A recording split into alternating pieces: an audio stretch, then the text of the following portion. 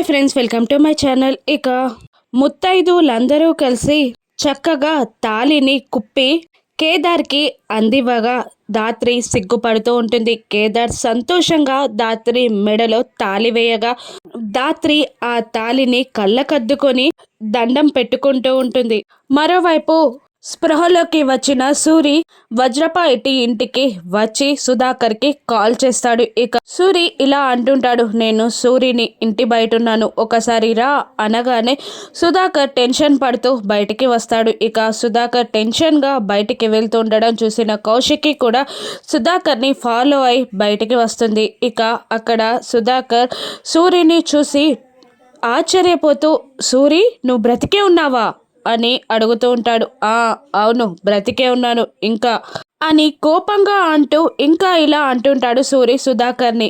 ఈ రోజుతో నీ ఆటలు చెల్లిపోయాయి. ఇక కేదార్కి నీ కొడుక్క గుర్తింపు ఇవ్వు, వజ్రపాటి వారసుడిగా హోదా ఇవ్వు, నీ ఆస్తిలో వాటా ఇవ్వు, నీ కొడుకుగా ప్రేమగా దగ్గరికి ఇందులో ఏది ఒకటి జరగకపోయినా నీ చీకటి గతమంతా మీడియా ముందు పెడతాను అని అంటూ సూరి సుధాకర్ని బెదిరిస్తూ ఉంటాడు. ఇక అలా సూరి సుధాకర్ని బెదిరించగా కౌశికి కూడా చూసేస్తూ ఉంటుంది. ఇక సూరి కేదార్ సుధాకర్ కొడుకన్న నిజం అందరి ముందు బయట పెట్టేస్తాడా? ఇక సూరి బ్రతికే ఉన్నాడు కాబట్టి యువరాజ్ మీద కేసు కొట్టేయబడుతుందా? కేదార్కి వజ్రపాటి వారసుడు అన్న హోదా లభిస్తుందా? రాను ఎపిసోడ్స్లో చూద్దాం. Thank you for watching.